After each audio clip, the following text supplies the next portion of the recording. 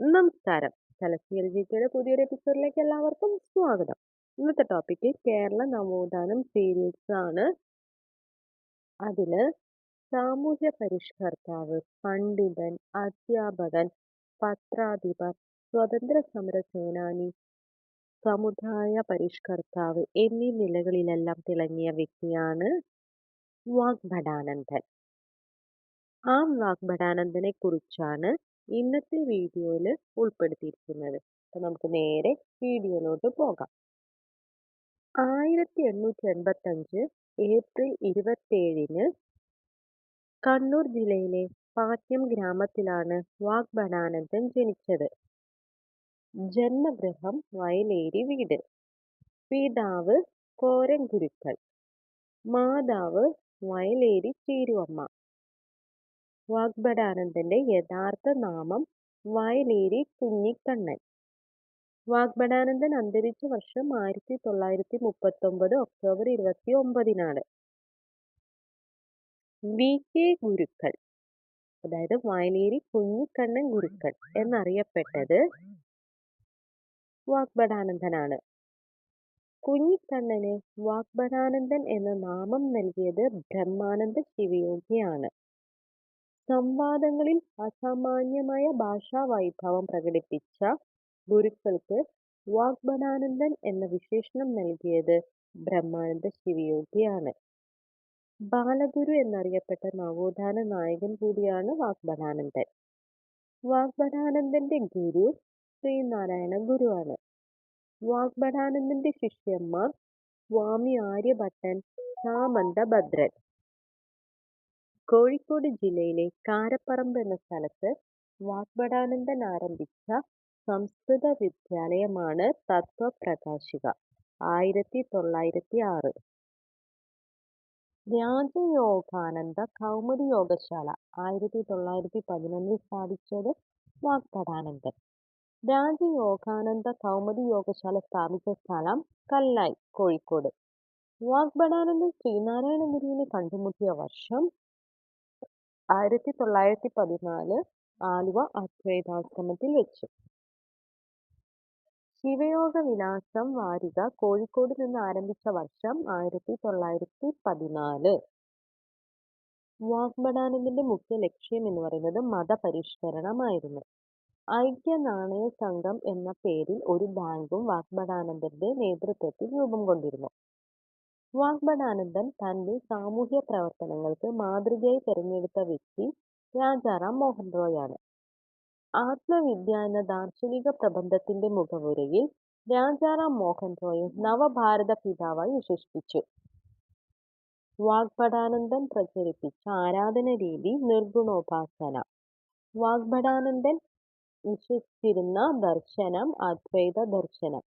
വാഗ്ഭടാനന്ദൻ ശങ്കരാചാര്യരുടെ അദ്വൈതത്തിന്റെ പാത പിന്തുടർന്നിരുന്നു. കാവ്യ ഉപേക്ഷിച്ച് ഖദറണിഞ്ഞ ഒരേയൊരു നവോത്ഥാന നായകൻ വാഗ്ഭടാനന്ദൻ. വാഗ്ഭടാനന്ദൻ കോഴിക്കോട് വെച്ച് പ്രീതിഭോജനം സംഘടിപ്പിച്ച വർഷം 1927. മലബാറിലെ ശ്രീനാരായണ ഗുരു എന്നറിയപ്പെടുന്ന വ്യക്തി വാഗ്ഭടാനന്ദൻ. കമ്മ്യൂണൽ അവാർഡിനെതിരെ ഗാന്ധിജി നിരാഹാരം അനുഷ്ഠിച്ചപ്പോൾ ഗാന്ധിജിയുടെ ആത്മാവിനെ രക്ഷിക്കൂ എന്ന തലക്കെട്ടോടുകൂടി ലേഖനം എഴുതിയത് വാഗ്ഭടാനന്ദൻ 1932. ജാതി പ്രമാണം ഹിന്ദുമതത്തിന്റെ അടിസ്ഥാന പ്രമാണങ്ങൾക്ക് വിരുദ്ധമാണ് എന്ന് വാദിച്ച സാമുദായിക പരിഷ്കർത്താവാണ് വാഗ്ഭടാനന്ദൻ. കൊട്ടിയൂർ ക്ഷേത്രത്തിൽ നിലനിൽക്കുന്ന ഇളനീരാട്ടം എന്ന ആചാരത്തിനെതിരെ വാദിച്ച നവോത്ഥാന നായകനാണ് വാഗ്ഭടാനന്ദൻ. വാഗ്ഭടാനന്ദൻ യജമാനൻ എന്ന മാസിക ആരംഭിച്ച വർഷം 1939 കോഴിക്കോട്.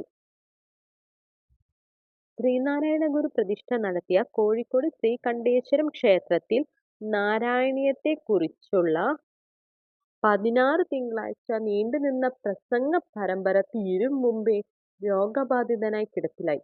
1939 ഒക്ടോബർ 29-ന് അന്തരിച്ചു.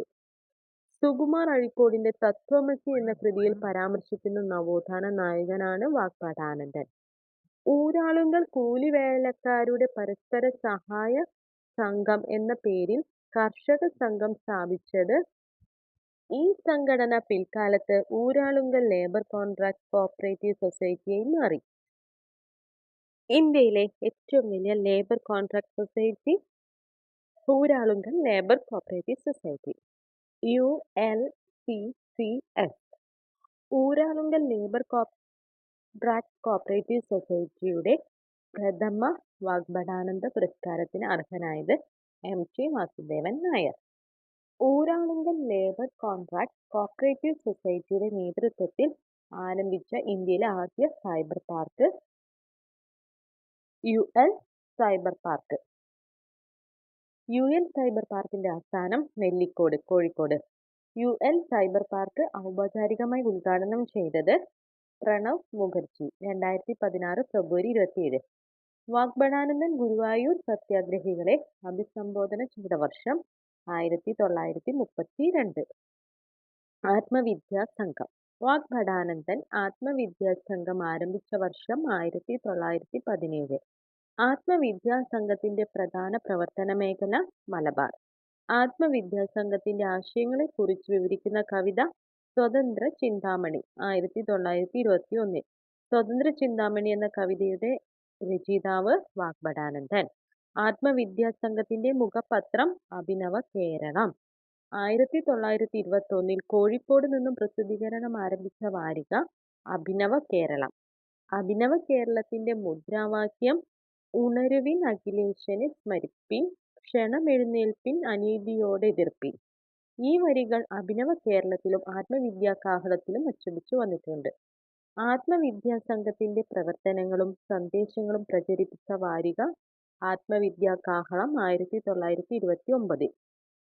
ആത്മവിദ്യാ കാഹളത്തിന്റെ ആദ്യ എഡിറ്റർ CP രാമൻ. ആത്മവിദ്യാ മഹോത്സവം നടന്ന സ്ഥലം പുന്നപ്ര 1932.